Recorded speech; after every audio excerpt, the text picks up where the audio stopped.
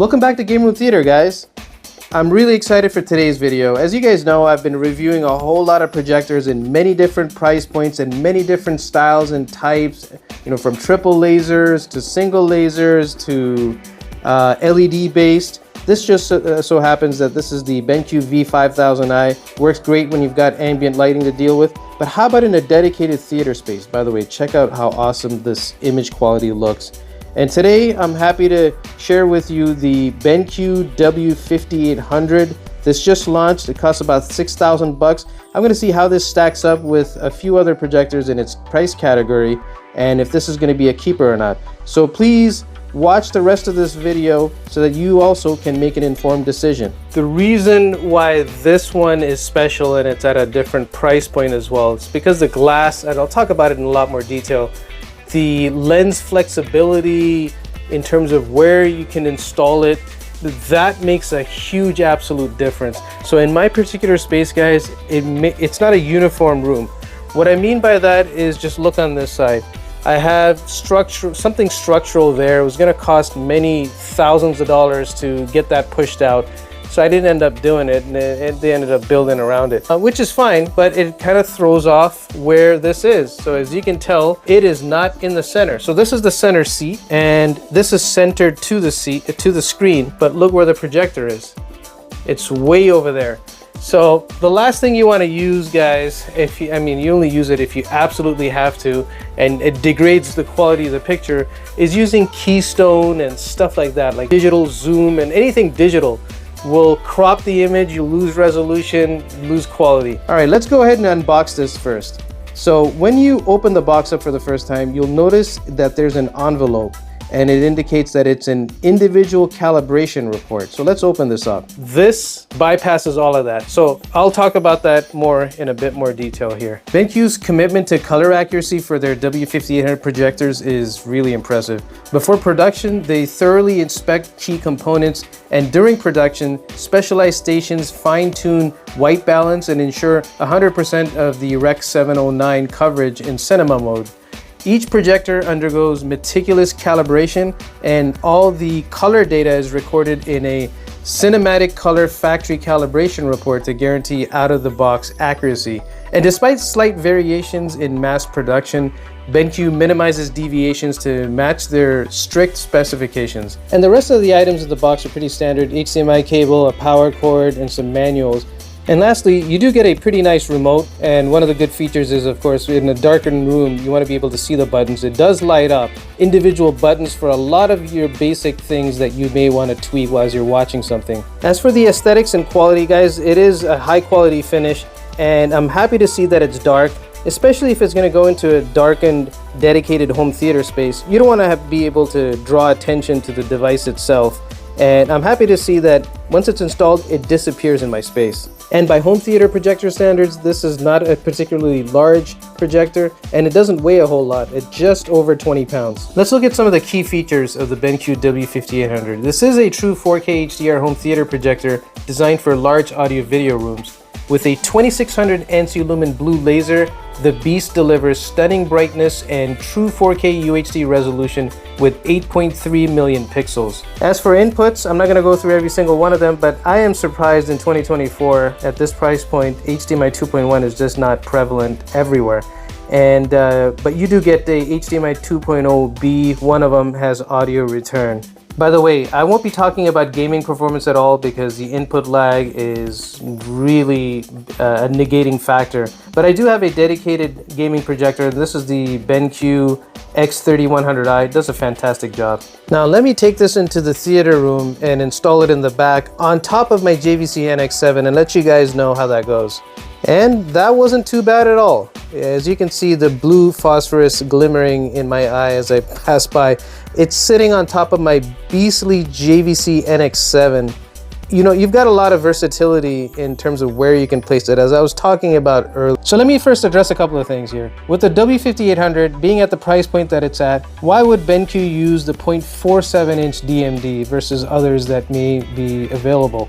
Well, after extensive testing, they found out that it provided the best balance of color, contrast, and sharpness, And the decision was based on a combination of different factors: the DMD selection, the optical engine, lens selection, and firmware design. The 0.47-inch DMD was selected because it achieves the desired sharpness and brightness with the motorized horizontal and vertical shift lens engine after testing various combinations. So as I sit down, let me just play some awesome visuals in the background and just preface it a little bit. So guys, you're probably watching this on your cell phone, and it is on YouTube, which is already compressed. What I've done to at least mitigate some of this, I'm sitting about 8.5 feet from it. What my eye sees and what I see in the viewfinder, I've tried to tune it as closely as I could so that there's not some auto calibration happening with the camera that's capturing this. So, but keep all that in mind, guys. The best possible way is obviously demoing this in a room that minimizes for other variations such as ambient lighting and a poor quality screen, etc. Now guys, installation went very, very straightforward, far more straightforward than a ton of projectors I've tested in this room. And that's specifically because this is a long throw that's got absolutely a killer lens on it that offers amazing versatility in terms of zoom and movement of the shift from horizontal to vertical, and then focusing from your remote as well. All that is powered, which makes a huge difference when you're setting up. Again, this 2D keystone, guys, you need to do what you can to keep this at 0, because it comes at the expense of quality. I've said this before, and I'm just repeating it to reinforce that fact. A few more options such as corner fit and mask. Corner fit I'd keep at 0 and just install in the best possible place to avoid having to use that. So whether you're installing on the ceiling or placing it on a shelf, the installation is straightforward and hassle-free. Once again, my mind is absolutely blown. Look at this. This is a 110-inch screen. I'm sitting 8.5 feet from it filming this. And let's talk about what makes the 5800 really stand out. Now, first up is the color accuracy. And that's thanks to the BenQ CinematicColor technology. And this projector covers 100% of the DCI P3 color gamut. And this means you're getting industry standard color precision just as the director intended. Another fantastic feature is the HDR-PRO technology. And this enhances dynamic contrast and local contrast, bringing out lifelike colors and greater detail in both bright and dark scenes. Whether you're watching an action-packed blockbuster or a dark thriller, the W5800 ensures every detail is crystal clear.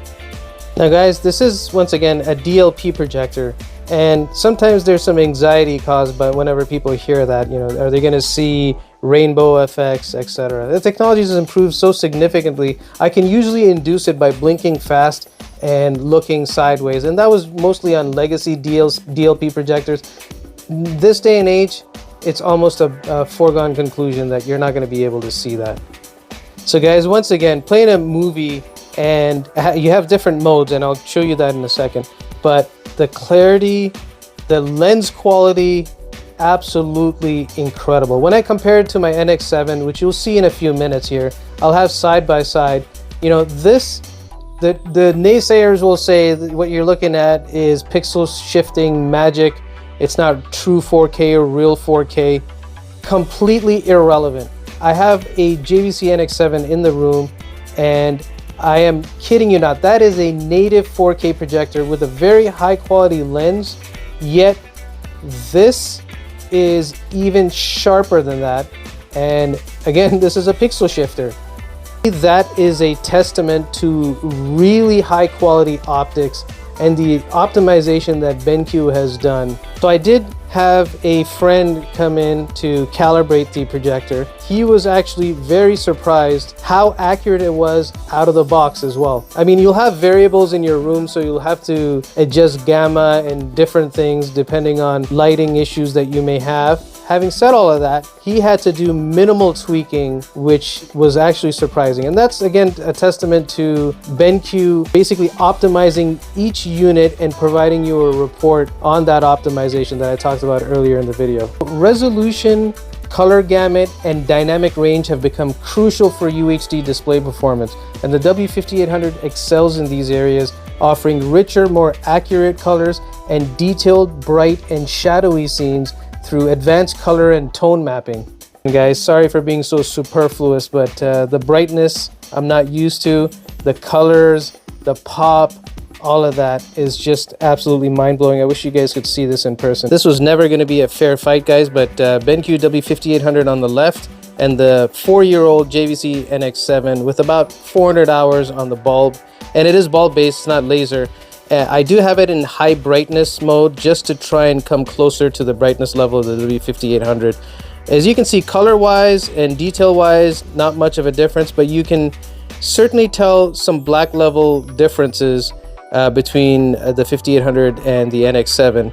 And as NX7 is obviously a much higher contrast ratio than the 5800, but almost irrelevant. For some reason, in the side-by-side, on the left, the picture, the brightness is definitely a lot higher in lumens than it is on the right side. However, it looks fairly comparable. But once again, pixel shifter versus native 4K, complete irrelevance. There is definitely a lot more pop on the left. However, contrast ratio is not the same as the NX7. But again, when I'm watching the 5800 as is on the full screen, it is definitely more preferable than the JVC NX7. And I thought I would never say that. I have fought upgrade-itis for a long time, and now I'm finally convinced. As you can see, the color difference, the color pop, it is actually very apparent in this scene. Very bright scenes, you definitely see a massive difference. Once again, guys, the 5800 was calibrated and not too far off from how it came out of the box, but the JVC NX7 was calibrated about 4 years ago, probably due for another calibration, but it may not last in my theater that much longer. As you can see in scenes such as this, dark and light scenes, I definitely prefer the image on the left. I can't believe I'm saying this. I really find it far sharper, more pop, far better color accuracy on the left. So some of you guys watching, please comment below which image you prefer, the one on the right or the one on the left. And one thing I didn't mention, guys, the 5800 having a laser, it's gonna last over 20,000 hours, stay fairly consistent in brightness. The JVC NX7, I'm like a Tesla driver with range anxiety. I like to conserve the NX7, so I'm not watching everything on it, and that's simply because the bulb is expensive to replace at a rather short lifespan. Now, I wish I had some of the other competitors in its price category here, but I don't, which would be the Sony XW5800 ES. This definitely has a brighter picture, more compatibility, and local contrast enhancement. And then also the other one to check out would be the Epson LS12000. Spec-wise, this is also still a brighter projector with a wider color gamut and more accurate colors. So I'd like to see that side by side, but that is per the spec sheet. Again, contrast ratio held aside. Now, in all these specs and features I've been mentioning, let me get straight to the point with contrast. At this price point, and especially in a darkened room, I do wish contrast performance was better as compared to some of the competitors in this space, such as the Epson LS12000 and Sony 5000 ES. Of course, I know contrast isn't the whole story, but when you have a JVC, you get used to inky blacks, especially noticeable if you don't have masking and you see the black bars in movies with CinemaScope aspect ratio. The BenQ W5800 is really advertised to deliver 2600 lumens and a dynamic contrast ratio of 2 million to 1, but the reality is very different. In bright mode, it can do about 2500 lumens. I did find this actually too bright for my 110-inch screen, but after calibration it provides about 1700 lumens at normal laser power. The actual measured contrast ratios are definitely lower, as measured with sequential contrast being 865 to 1 and a dynamic contrast ratio of 1250 to 1. Now, having said all of that, when you're not viewing the W5800 side by side, I felt I could overlook the low contrast ratio with the huge plus on brightness and color accuracy, and not to mention better tone mapping. Alright guys, so before I decide which projector is going to reign king here, let's go through the pros. It is laser, low noise, the full DCI-P3 coverage that I mentioned, high quality and motorized lens, and of course the glorious colors are all positives. Now let's look at the cons. Of course, I've got to mention the black levels and contrast again, especially compared to the competition in this price point. And of course, I do find it a bit on the pricey side. So how does it stack up in my home theater, guys? Is the JVC NX7 a goner? Absolutely is. The 5800 is going to be the keeper for the next little while, and the JVC NX7 will go to a nice home, I'm sure. I've enjoyed it for a long period of time, but it is time for a change. Please do hit the subscribe button if you enjoyed this review. I will be sharing a lot more projector reviews along with a whole lot of DIY projects as well. So lots coming up, guys. Talk to you soon in the next one.